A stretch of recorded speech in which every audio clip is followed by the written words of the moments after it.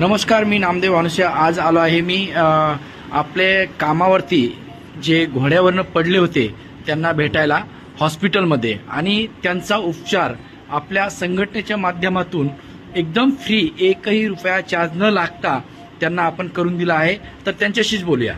दादा, काय सांगाल की तुम्हाला या ठिकाणी एकदम एकही रुपया न लागता आपण हा पूर्ण जे ऑपरेशन झालंय तुमच्या हाताचं हे एकदम मोफतमध्ये झालंय, तर हे कोणामुळे आणि कसं आलं?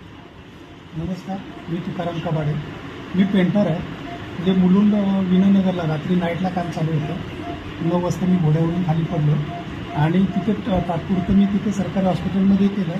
त्याच्यानंतर आपली महाराष्ट्र मजदूर संघटना आहे, बरोबर, लक्ष्मण सर, विसाळ सर, हां, तर त्यांना फोन केल्यावरती त्यांनी त्वरित मला सांगितलं, तू कल्याणमध्ये आपलं हॉस्पिटल आहे आणि तुला तिथे 1 रुपयाची खर्च करण्याची काही गरज नाही तुला.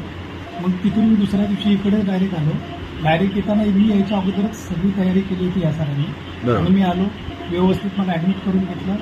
ऑपरेशन पण झालं. हे आता ऑपरेशन झाले, आज आराम करतो आणि आराम पण मला चांगला पडला. ओके. आणि ऑपरेशन पण खूप छान झालं. आणि विशेष महत्त्वाचं म्हणजे 1 रुपया न द्यायचं, दिला नाही, त्याच्यामुळे असं डोक्यावर पण हॅडॅक नव्हतं किंवा टेन्शन नव्हतं की आता पुढे काय करायचं. कारण कसं होतं की आपण पडलो, आजारी आहे किंवा ऑपरेशन करायचं, ह्याच्या व्यतिरिक्त आपल्याकडे आर्थिक बोज असतो डोक्यावरती. बरोबर. मला आता हे कुठून जमा करायचं, तर आपल्या हातावरचं पोट आहे. बरोबर. आपण आज काम केलं तरच पोटाला मिळणार आहे. बरोबर आहे. हा खर्च म्हणजे गावाच्या 1.25 खर्च आहे. बरोबर आहे, खरं. अगदी तुम्ही बघत गेल तर यांच्या आपण हे जर बाहेर ऑपरेशन करण्यासाठी साधारणतः एक 70-80 हजार रुपये सांगितले होते, पण तेच ऑपरेशन आपण या ठिकाणी फ्री केलंय. तर तुम्ही इतर कामगारांना काय संदेश द्याल?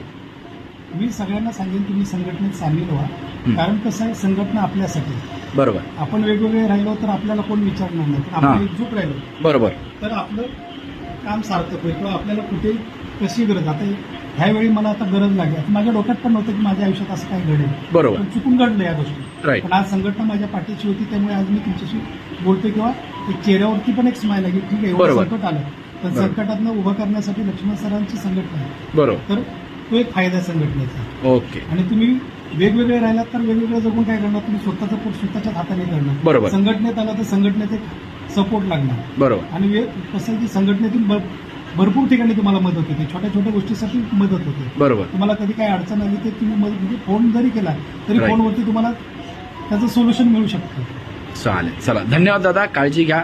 सदैव तुमच्या संघटना पाठीशी आहे आणि आम्ही सगळी संघटना आपल्या सोबत. कधी तुम्हाला काही अडी अडचण आली इतरही कामगारांना, तर आपण सगळ्यांच्या सोबत आहोत. चला, धन्यवाद. धन्यवाद.